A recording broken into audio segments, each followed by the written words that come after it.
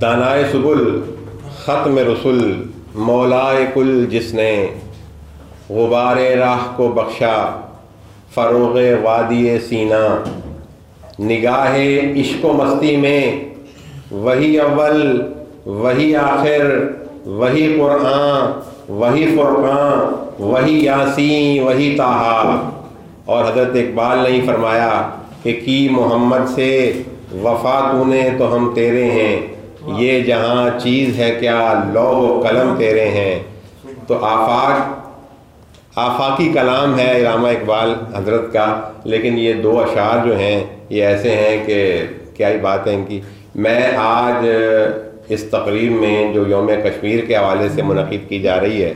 اور بلدیہ عظمیٰ کراچی کا محکمہ ثقافت اور سلامتی انٹرنیشنل میڈیا فورم اور national institute of ethics and culture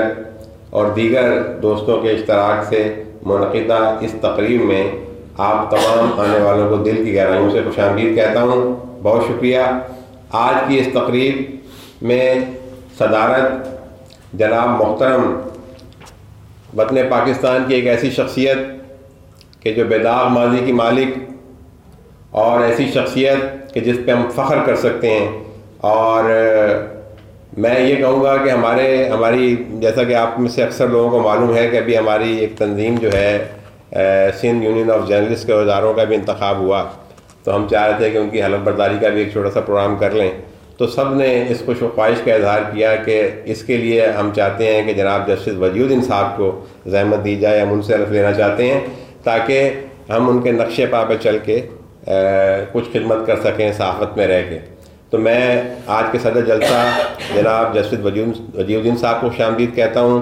اور اس کے ساتھ ہمارے جناب محترم کلیم احمد مدنی صاحب، ہمارے استاد انتہائی سینئر صحافی جناب عبدالحلیم شرر صاحب اور بلدیہ عظمیٰ کے ڈائریکٹر جناب شمس مسعودی صاحب موجود ہیں۔ تو میں ان سب کو خوش آمدید کہتا ہوں، اور سب سے پہلے اللہ تبارک و تعالیٰ کے بابرکت نام سے آج کی اس تقریب کا آغاز کرتے ہوئے میں ایس یو جے کے جوائنٹ سیکریٹری اور سینئر صحافی جناب محترم آفاق احمد صدیقی صاحب سے ملتمس ہوں کہ وہ تشریف لائیں اور تلاوت کلام پاک کی سعادت حاصل کریں۔